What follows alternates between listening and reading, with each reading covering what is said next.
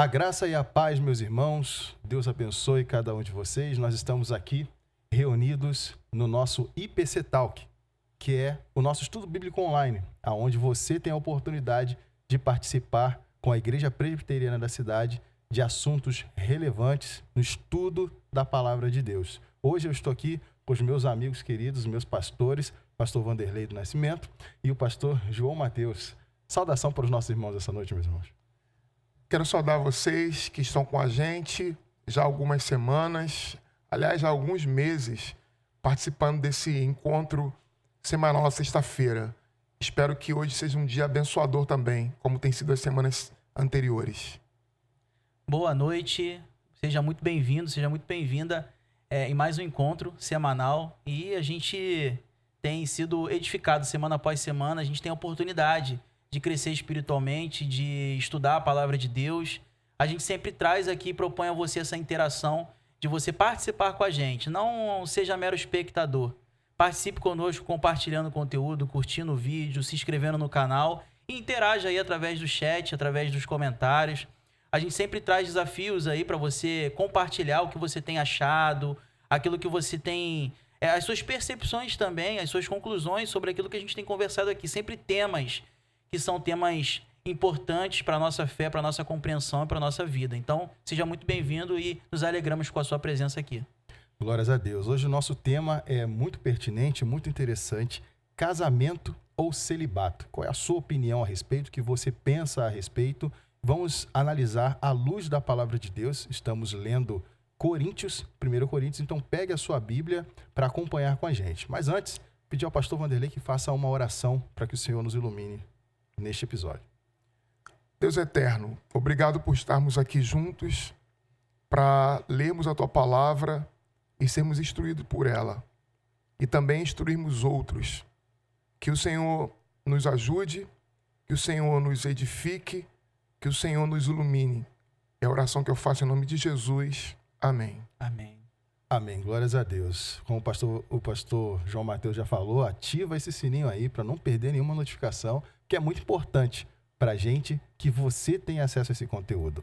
Você hoje está aqui com a gente assistindo, mas nós já fizemos vários episódios anteriores. Então, se você não está acompanhando com a gente, acompanha, dá tempo de maratonar, né, pastor? Dá tempo de parar ali e fazer o teu estudo com a gente e não ficar perdido, né? Põe no fone na hora que você for pro trabalho lá, vai ouvindo.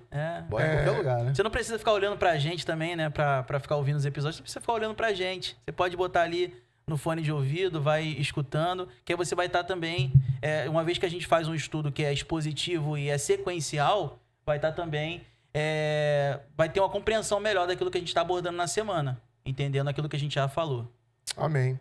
É interessante a gente lembrar disso, né? Nossos estudos, eles são expositivos da primeira carta de Paulo aos Coríntios e a gente tem dado temas que brotam do texto que a gente vai ler e seguir aqui na exposição e na aplicação prática na vida de cada um que está com a gente aqui.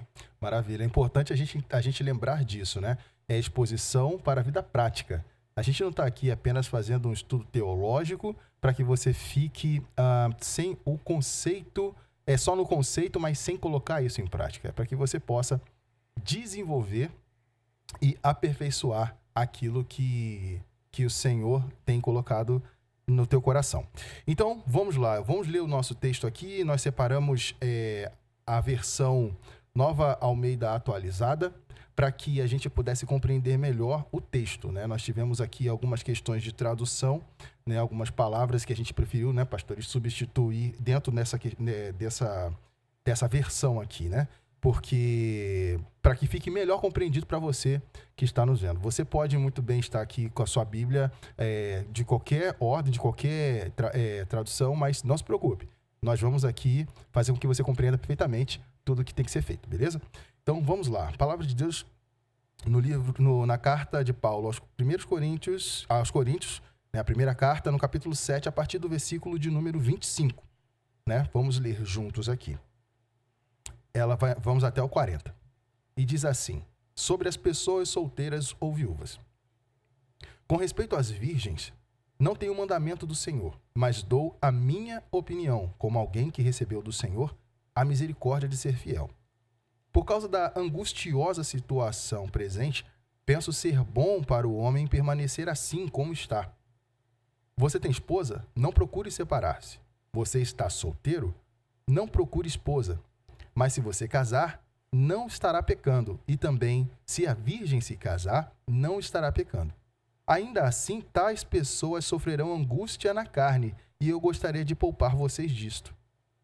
Mas digo isto, irmãos, o tempo se abrevia. Por isso, agora em diante, não só os casados sejam como se não fossem casados, mas também os que choram como se não chorassem, os que se alegram como se não se alegrassem, os que compram como se nada possuíssem, e os que se utilizam deste mundo como se não fizessem uso dele.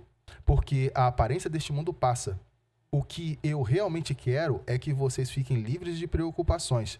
Quem não é casado cuida das coisas do Senhor, de como agradar ao Senhor. Mas o que se casou cuida das coisas do mundo, de como agradar a esposa, e assim está dividido. Também a mulher, tanto a viúva como a virgem, cuida das coisas do Senhor para ser santa, assim no corpo como no espírito. Mas a mulher casada se preocupa com as coisas do mundo, de como agradar ao marido. Digo isto para o próprio bem de vocês, não para impor limitações, mas tendo em vista o que é decente e para que vocês possam se consagrar ao Senhor sem distração alguma. Versículo 36. Mas se alguém julga que trata de modo impróprio a sua virgem, se ela tiver passado a flor da idade e se as circunstâncias o exigem, faça o que quiser, não peca, que casem. Contudo, aquele que está firme em seu coração e não se sente obrigado, mas tem domínio sobre a sua própria vontade e resolveu em seu coração conservar virgem a jovem, fará bem. Por isso, quem casa com a sua virgem faz bem, quem não casa faz melhor. A mulher está ligada ao seu marido enquanto ele viver, mas se o marido morrer, ela fica livre para casar com quem quiser, mas somente no Senhor. Porém, ela será mais feliz se permanecer viúva, segundo a minha opinião, e penso que também eu tenho o Espírito de Deus. Esse é um texto muito rico, né? Que a gente verifica que Paulo está continuando uma série de assuntos importantes com relação ao povo de Corinto, né? Que era uma potência da época. Essas pessoas estavam se convertendo ao Senhor, se convertendo ao Evangelho. Corinto estava sofrendo uma mutação, uma transformação completa ali, uma transformação, né? Então, vamos trabalhar então, pastores, nessa questão da contextualização da coisa. Do que Paulo está falando, para quem Paulo está direcionando? Porque o nosso tema hoje é casamento ou celibato. Então, esse é o carro-chefe do tema. Vamos contextualizar para os nossos espectadores entenderem. A gente estava até conversando aqui antes da gente começar a gravar e estar com vocês aqui, sobre como o apóstolo Paulo, em relação à carta as cartas de Coríntios, né, as cartas aos Coríntios, ele assume uma característica um pouco diferente daquilo que ele faz nas outras cartas. Ele acaba tratando primeiro dos assuntos mais práticos e depois de assuntos mais profundos e doutrinários, como a gente vai ver mais para frente, dons espirituais, ressurreição, doutrinas centrais da nossa fé. E você vai entender melhor, até por isso que a gente falou, assista os outros episódios, porque você vai ver que Paulo, em alguns momentos, ele faz isso. Ele vem, trata de determinado assunto, depois ele pula ali, você vai pular 2 capítulos, ele vai voltar e vai desenvolver mais aquilo, né? De maneira mais profunda um pouco, mas sendo bastante direto e prático. Até porque os problemas ali iniciais na igreja de Corinto eram problemas de ordem bastante prática.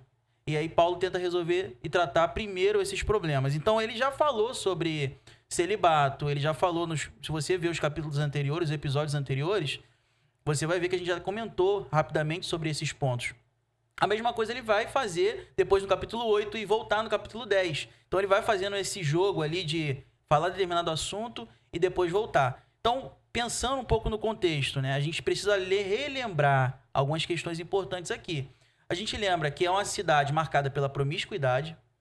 Isso é ponto importante aqui. A gente falou isso lá no primeiro episódio. Uma cidade que era tão promíscua culturalmente que era um apelido. Alguém imoral era chamado de um Corinto.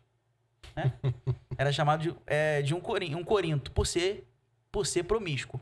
Então, nós temos ali uma reação da igreja que vai caminhar para um ascetismo, que a gente já falou nos episódios anteriores, que é um comportamento de pensar até mesmo que o sexo, a sexualidade, a expressão da sexualidade, mesmo sendo a expressão bíblica da sexualidade, tal como Deus estabeleceu, era algo que não seria benéfico. Eles teriam que se dedicar exclusivamente à obra do Senhor e à igreja. Então a gente tem todas essas problemáticas. O outro grupo, por outro lado, não, tem que... o corpo não tem importância, então entreguemos as paixões, o que vale é o espírito, a alma. Então a gente tem toda essa série de situações que faz com que as pessoas tenham crises. E aí você pensa assim, mas quantas questões tão bobas e irrelevantes não eram? Era porque se tratava de um estabelecimento doutrinário ali, algo começando. Então, por isso que Paulo vai, mais uma vez, voltar a essa questão do matrimônio e do celibato, incluindo o celibato como uma opção que muitas vezes o crente hoje também desconsidera. Interessante essa questão dos extremos, né? Eles ou era tudo ou era nada. Era basicamente assim que eles pensavam. Correto, pastor Vanderlei? Então, a gente vê que Paulo começa o texto dizendo, com respeito às virgens, e acho que já para alguns já surge essa pergunta. Paulo está se dirigindo a quem, de fato? E Paulo, quando começa aqui esse texto, que são uma série de orientações que ele dá à igreja, ele dirige às virgens. As virgens que ele se dirige eram mulheres, claro, que estavam noivas e que ainda não haviam, que estavam prestes a se casar, né? Virgens... Estavam comprometidas, prestes a se casar e com dúvidas, porque surgem dúvidas. De um grupo, a dúvida estava, como já foi falado aqui, atrelada à ideia de que será que não é melhor, por uma questão ascética, de pureza, de repressão da sexualidade, de manter-se moralmente santo, não é melhor fugir do casamento? Paulo tem um desafio. Paulo tem uma opção clara pelo celibato, mas ele não quer ser associado aos que negam a sexualidade. Ele não quer ser ligado a esse movimento dentro da igreja de Corinto, que para fugir da prostituição quer o ascetismo, quer a negação total de qualquer impulso sexual, um absoluto abandono da vida aqui, somente com um olhar na vida futura. Paulo não quer se associar a esse grupo, mas Paulo opta claramente de que a escolha pelo celibato, a escolha por não casar-se é uma escolha melhor. Mas é interessante que Paulo começa isso dizendo, olha, isto é o que eu penso que é melhor, o mais sábio, o mais correto de acordo com as circunstâncias atuais. E quais eram as circunstâncias atuais? Paulo está preocupado com o seguinte, para ele há uma urgência na pregação e na proclamação do evangelho. Porque Paulo tem uma perspectiva escatológica de que a volta de Cristo pode chegar e acontecer nesta geração, na geração que ele vivia. Então, isto traz uma certa influência em relação a Paulo. Ele pensa que essa urgência faz-se necessário algumas renúncias. E aqui a questão abordada é a questão da renúncia ao casamento em prol de uma dedicação exclusiva à obra do Senhor. De que aquele que está sem casar-se, ele deve manter-se nessa posição a fim de servir melhor a obra do Senhor. Daniel, é interessante a gente relembrar aquilo que a gente já falou, né? Paulo vê celibato e caracteriza o celibato como um dom. Então, aqui a ideia é o seguinte, Paulo precisa ser bastante claro para fugir daquilo que o pastor Vanderlei disse. Ele não quer que as pessoas entendam que devem deixar de casar e tendo necessidade, deixar de desfrutar do sexo, tal como ele é estabelecido na Bíblia, casando, homem e mulher, porque por acreditar equivocadamente que isso vai fazer com que eles sejam espiritualmente mais fortes. Ele quer evitar isso. Então, o que ele quer? O que ele quer trazer de luz aqui para o nosso entendimento? Ele quer dizer o seguinte, olha, nós vivemos tempos difíceis, urgentes, nós vivemos os momentos ali, estamos nas dores de parto, né, nas angústias do tempo presente. E é importante pregar o evangelho, é importante fazer a obra. Então, se alguém não se casa, tem o dom do celibato, faça a obra. É para fazer a obra. É para se dedicar à pregação do evangelho. Porque você já tinha ali na igreja gente que estava... quero me separar para fazer a obra. Quero me divorciar para fazer a obra. Porque minha esposa ou meu esposo não quer fazer a obra comigo, eu vou fazer a obra. Então vou me separar, então vou casar com outra pessoa que quer fazer a obra comigo. Então, já tinham problemas ali que já se derivavam dessa questão, né, da importância e da urgência de pregar o evangelho e a questão das responsabilidades entre esposo, esposa, na família. Então, Paulo, ele já, quando ele traz essa questão quando ele chama, né, situação presente angustiosa, né, ele está chamando a atenção que é a urgência da pregação do evangelho. E é interessante, versículo 26, ele diz: considera por causa da angustiosa situação presente, ser bom para o homem permanecer assim como está. É interessantíssimo que essa frase, ela já foi amplamente citada nos textos anteriores e nos estudos que nós fizemos, e ela vai voltar aqui em outros e outros versículos, ele dizendo o seguinte: permaneçam como estão. Você é viúvo? Permaneça como está. Você é casado? Permaneça como está. Tanto é que na semana passada nós falamos sobre a questão do divórcio. Se o divórcio é uma possibilidade aberta para os cristãos.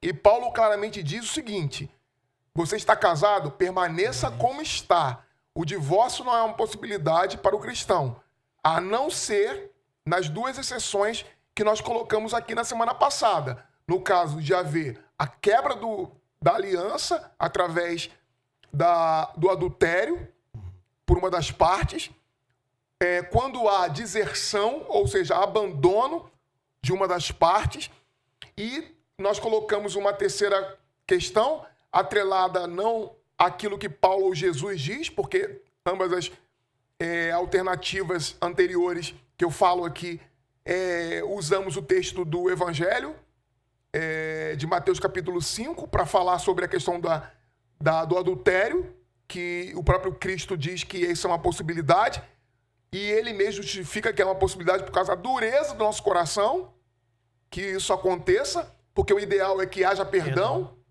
reconciliação e não haja separação.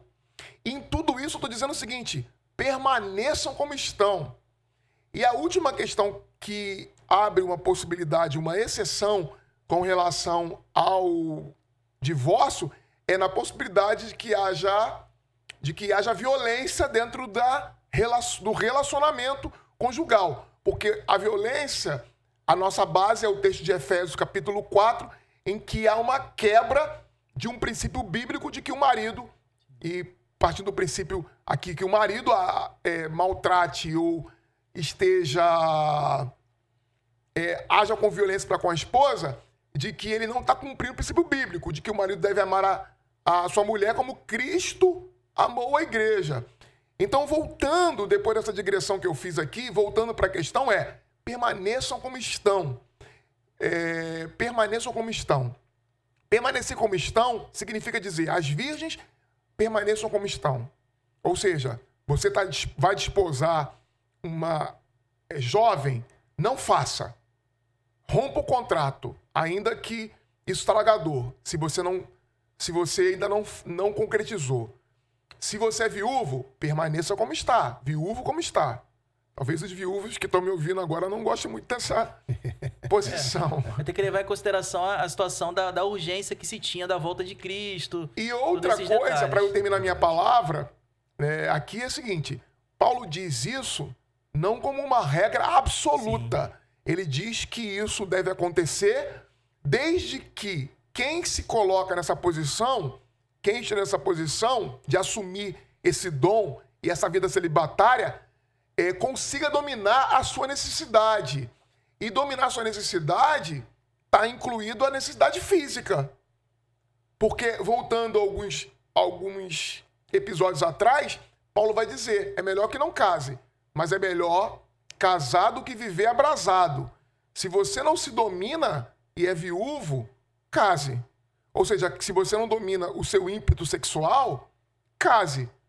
Mas se for possível, tendo em conta a aflição presente, porque também a aflição presente é no aspecto de evangelizar, porque a vinda de Cristo está próxima, mas a aflição presente.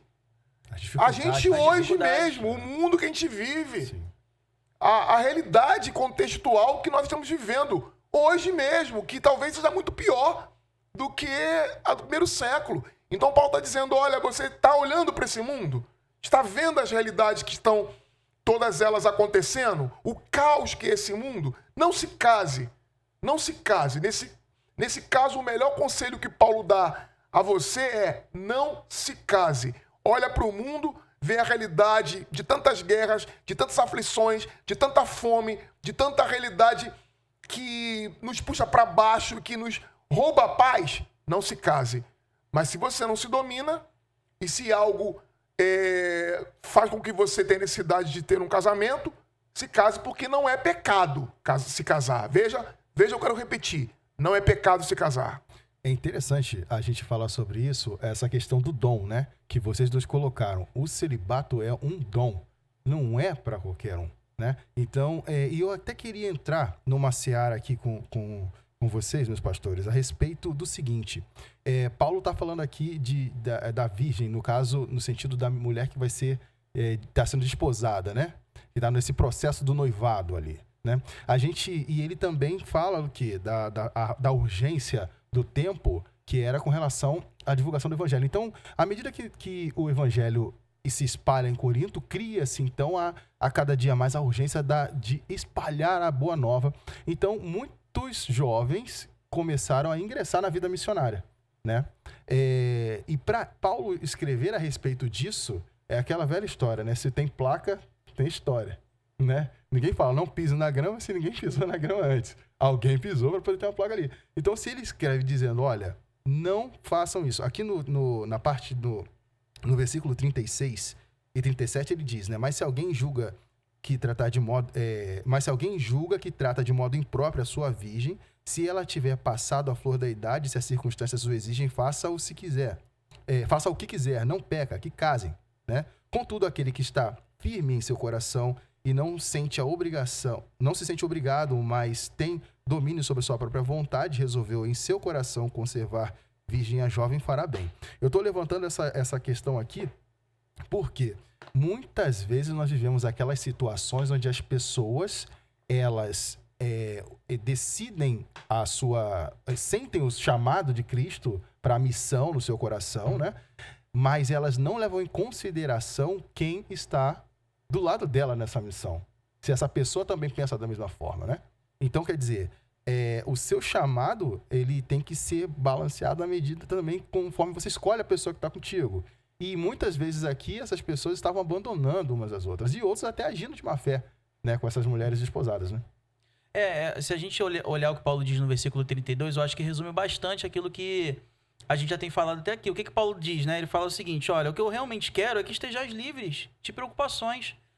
Se você está se lançando a pregar o evangelho, e esse era a sensação na época, que a qualquer momento Jesus vai voltar, então a urgência de anunciar o evangelho. Se você se propõe a fazer isso e você é solteiro, então casar vai trazer uma dificuldade para você. Por quê? Você vai cuidar das coisas, não mais do Senhor apenas, mas você vai ter responsabilidades com a sua família, com a sua esposa. Além de considerar as dificuldades do momento, né? Então, é aquilo que a gente estava até conversando aqui antes. Se eu sou esposo, e eu sou marido, eu sou pai, né? Eu às vezes preciso trabalhar mais tempo, fazer hora extra, para ganhar mais dinheiro, porque eu tenho contas a pagar. Quando eu não tenho essa responsabilidade de esposo, de pai, eu fico mais à vontade para poder me lançar e me dedicar com mais tempo, digamos assim, com mais empenho à obra evangelística, missionária, é o meu chamado. E é importante a gente ressaltar isso. Por quê? Porque a gente vê que os jovens vão casar hoje em dia e eles tratam sobre diversas questões. Quantos filhos teremos? Aonde vamos morar? Casa ou apartamento? quando vamos casar, vai ser quando a gente comprar a casa, vai ser quando a gente comprar o carro, vai ser quando eu me formar. Se pensa em muitas coisas, mas pouco se fala também sobre o nosso papel, o nosso chamado. Talvez um chamado para uma obra missionária longe, talvez nem tanto, mas um chamado pastoral. Eu lembro que quando eu conheci Delis, em 2014, quando a gente começou a conversar ali para namorar, em 2015, eu conversei muito com ela. Eu falei assim, olha, eu tenho um chamado pastoral. Eu já conversei com o conselho, com a liderança da igreja.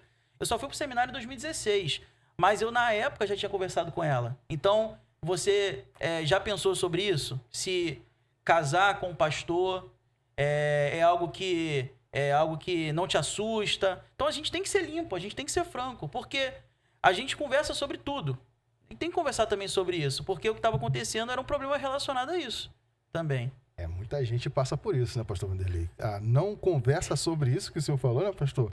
Não fala a respeito disso, fala sobre tudo na vida. Ajusta tudo, exceto a questão ministerial. E depois gera-se uma série de sofrimentos no caminho, né?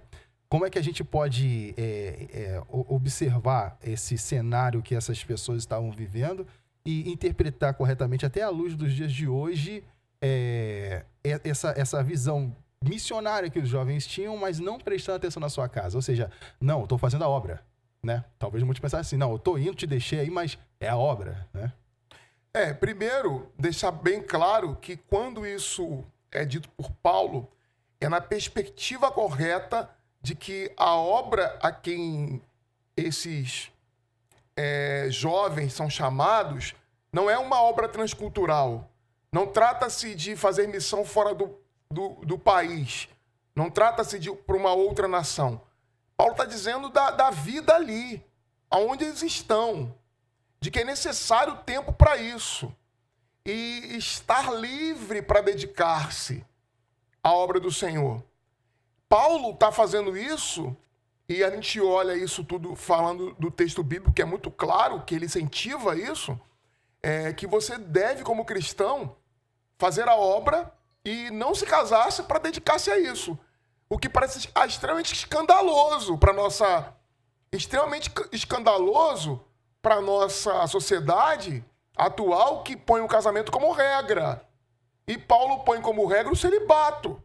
Porque ele está pensando muito mais do que na satisfação pessoal, do que nas demandas sociais, na realidade do próprio corpo, porque nós vamos ver mais à frente que ele vai falar sobre o próprio corpo e sobre a sua necessidade, que ele submete o seu corpo a uma disciplina rigorosa a fim de conseguir continuar servindo com excelência a Cristo.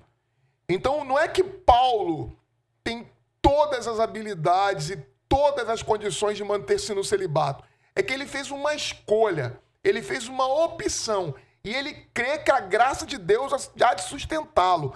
E ele crê que essa escolha inclui que toda a sua vida deve ser regida por um único objetivo, que é servir a Deus. Servir a Deus ali, em Corinto, servir a Deus em Éfeso, servir a Deus em Roma. Não importa. E ele está falando à igreja de Corinto para que aqueles irmãos da igreja de Corinto sirvam a Deus ali em Corinto. Não é preocupar-se com alguém que você vai casar, não porque você vai ser pastor apenas. Também o ser pastor é importante, que o pastor João já colocou. Mas enquanto cristão, você tem que ter uma parceira que esteja de acordo com aquilo que é a sua visão de mundo, a sua cosmovisão de servir ao reino de Deus, de priorizar as coisas que são de lá, da eternidade, não as daqui. Porque tem muito jovem que poderia estar servindo a Cristo e que entrou num casamento ruim.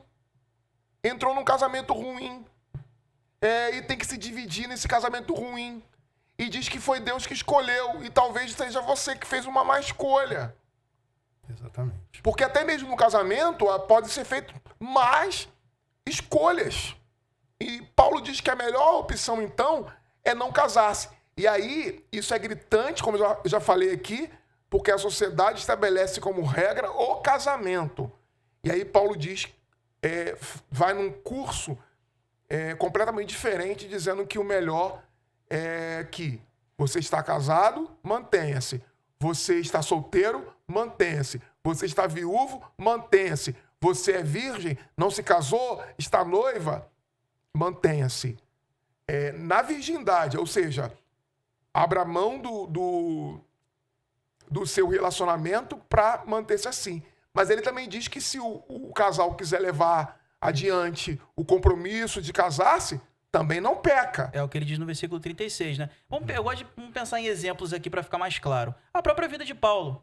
Paulo passa boa parte do seu ministério preso, sofrendo, com dificuldades em relação ao sustento, inclusive, né? Imagina uma família do lado dele acompanhando ele. Contexto, né? No contexto com ele. Imagina uma esposa e filhos com Paulo ali. Naufrágio. Como é que fica a situação? Como é que fica uma família acompanhando Paulo? Ele ia ser presa com ele, ia ficar na prisão domiciliar com ele. E quando ele foi para uma prisão mais rigorosa e mais rígida, como é que fica a família? Então, assim, eu acho que é um bom exemplo para expressar aquilo que ele está dizendo. A própria vida dele reflete bastante isso. Ele não tinha condição alguma, ele nem ia submeter pessoas ao sofrimento. É porque casar, imagina naquela circunstância, ele escolher alguém para casar, escolher uma mulher para casar, vamos comigo agora, né? Tem filhos com essa mulher. Imagina, em 4 viagens missionárias, e que tem registro, né? Em suas viagens missionárias ali, peregrinando por lugares completamente hostis, sendo apedrejado. Imagina a família junto com ele. E ele, e eu aqui quero, a gente trabalha aqui nesse bate e volta, né? Aqui complementando a ideia, e outros apóstolos e outros irmãos que não passaram pela circunstância que Paulo passou, mas que também teriam muito mais liberdade de pregar o evangelho na situação de não casamento. Eu tenho 2 momentos na minha vida pastoral, porque quando eu começo a vida pastoral, eu já tenho 20 anos de ministério, quando eu começo a vida pastoral, em 2004, até 2010, durante 6 anos, eu tive a vida de solteiro. Eu tive a vida de celibato durante 6 anos. E claro que era muito mais simples. Hoje, por exemplo, eu estou aqui o dia todo. Está aqui o dia todo na igreja. Vamos passar o dia todo. Vou sair daqui 10 horas. 14 horas de trabalho. Para uma esposa que está em casa agora, tá alinhada, vai viajar amanhã. E eu estou aqui hoje o dia inteiro. E a minha família tá em casa. Eu estou aqui. Então, segundo Paulo, a minha escolha deveria ter sido não me casar. Mas eu fiz a escolha, que não é pecado, de me casar, de ter um filho, né, de não viver abrasado. Então, é muito gostoso que Paulo tem essa tensão entre você deveria não se casar, mas se você quer se casar, você pode se casar. Então, a gente às vezes tem uma visão de que a Bíblia é sim ou não. De que não há possibilidade de haver convergências em posições contrárias. E há posições que aparentemente parecem contrárias, mas que não estão contradizendo-se com a Escritura, que é o que em última instância nos importa. O que nos importa é estarmos em linha direta, cumprindo o chamado e ouvindo a palavra de Deus. É incrível como é que a gente recebe conteúdo de qualidade quando a gente para meditar nas Escrituras, né? A gente estava falando aqui a respeito dessa questão do cuidado de Paulo relativo a essa questão das missões, né? E a gente tem essa visão moderna, né? Que do século XIX, das missões transculturais, né? Saio daqui, vou lá para o outro lado do mundo, num lugar inóspito, visitar, evangelizar tribos e tal. Só que a missão, ela começa aonde a gente está, né? Aonde a gente está plantado. E é legal também a gente entender que ele fala, se você tem o chamado para isso, legal, faça. Se você não tem, não faça, né? É o que o senhor falou, né? Sim ou não? Numa relação, inclusive, quando a gente estava falando com relação a isso de chegar a conversar a respeito da sua perspectiva com uma pessoa com quem você quer, né? Isso é até uma dica para os jovens, né, que almejam o ministério, que querem desenvolver o seu chamado pastoral, mas estão talvez pensativos quanto a isso, né? É interessante de você chegar e conversar com a pessoa, né? Olha, eu quero isso, igual o senhor fez com a sua esposa. Eu sou isso aqui, né? E você quer me acompanhar nisso? Por quê? Porque no contexto que estamos aqui neste momento, né, todas as nossas esposas sabem onde estão e onde estamos e estão nos esperando. Mas elas não estão nos esperando com pesar no coração, elas sabem o que a gente está fazendo. Né? Então, quer dizer, é muito importante ter uma convergência, né, de pensamento, uma convergência de visão. E legal ver Paulo também nesse sentido, né, dizendo, olha, numa relação, como eu estava falando, numa relação a dois, às vezes eu acho que é não, mas pelo bem da família vai ser um sim, porque a minha esposa decidiu sim. E vice-versa, né? É o equilíbrio. Ele faz bastante isso quando ele faz bastante isso quando ele vai repetir, ele repete essa questão. Ele vai né? falando várias vezes. Ele faz, a primeira foi até aquela que eu já citei no 32, ele fala, ó, a minha intenção, gente, é que vocês sejam livres das preocupações. Aí depois do versículo 35 ele diz, ó, eu tô dizendo isso em favor dos seus interesses, dos próprios interesses. Não tô impondo nada, né? E mais na frente, quando ele vai citar mais especificamente ainda falando daqueles que fazem a opção, né, por se casarem, que é no versículo 36, aqueles que não fazem, no versículo 37, ele vai falar, façam o que, o versículo 36, então, ele vai dizer, ó, façam o que quiser, façam o que quiser, só sejam transparentes, só sejam diretos e objetivos, não fiquem enrolando também, porque aqui, principalmente no versículo 36 e versículo 37, Paulo está repreendendo também, talvez, alguém que esteja enrolando ali a jovem, né? Tá aquela coisa ali de em cima do muro, nem casa, ou então quer casar e depois que casar quer fazer a obra, e agora eu estou fazendo a obra e deixa a esposa lá abandonada. Então ele não quer isso, ele está querendo evitar até outros problemas que surjam, né, disso aí. Então ele fala, ó, sai de cima do muro. Você quer casar? Você quer casar com a jovem? Que você está noivo? Então case, né? Mas viva como casado ali, sabendo que isso exige responsabilidade. Não quer para fazer a obra? Seja transparente, defina isso bem, tá em paz, ok, melhor, você está fazendo bem para você e fazendo bem para ela também. Você está fazendo bem para ela. E depois ele até resume no versículo 38 dizendo, né? E assim, quem casa faz bem, quem não casa faz melhor. Melhor ainda.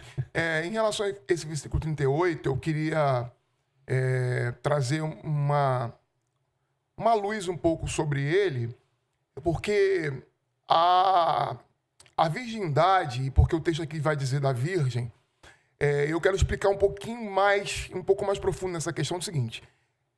Trata-se de dois jovens que assumiram o compromisso de noivado, estão aguardando para se casarem. E então Paulo chama essa moça de virgem. Mas Paulo não estabelece uma categoria nova.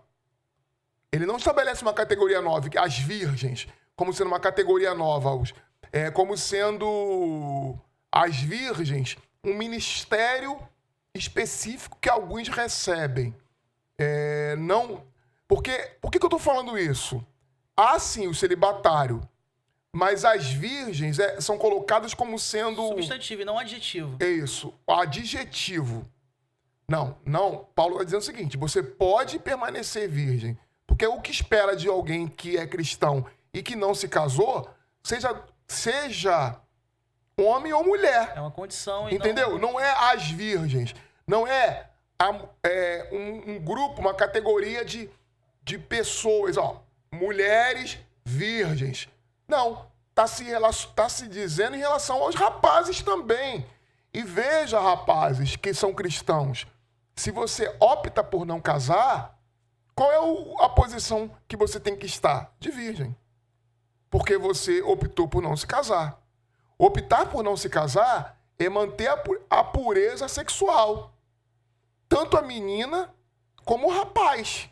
Eu só quero tirar esse peso de sobre a mulher, de que é uma característica e de que é uma categoria específica dentro da igreja, como foi enfatizado na Idade Média, as virgens como sendo uma unção, algo especial, né, que está se vivendo. Sim. Isso, essa posição é um mandamento para todos, homens e mulheres. não é somente para as mulheres, é para o homem.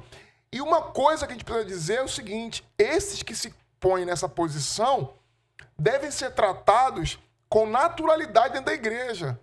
Nós não temos que tratar nem com pressão e nem com suspeita.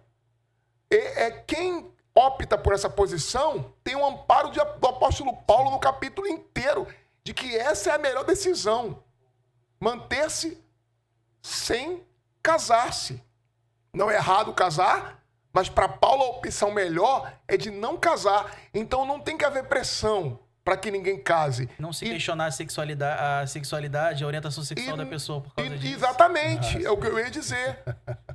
Não há também nenhuma fundamentação, nenhum argumento para se constranger, para se ridicularizar, ou para se pensar que o jovem que não se casou porque não sabe o que quer em relação ao sexo feminino, no caso do rapaz, e no caso da moça, em relação ao sexo masculino.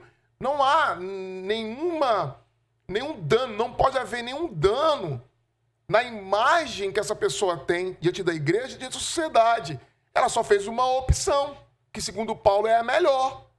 E nós temos que fazer isso. Por quê? Porque no catolicismo romano, essa categoria é super enfatizada.